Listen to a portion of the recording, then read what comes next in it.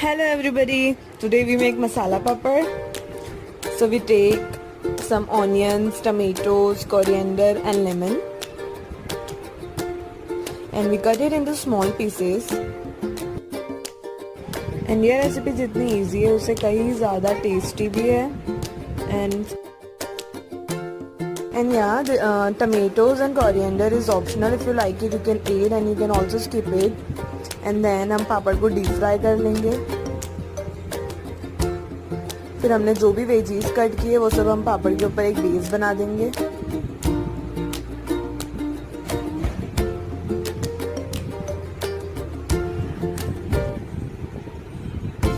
And some lemon.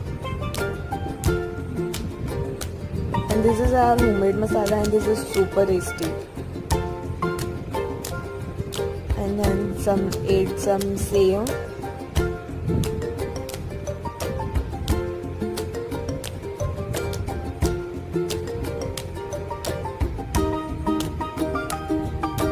And then add final touch up of coriander. And yeah, this is ready.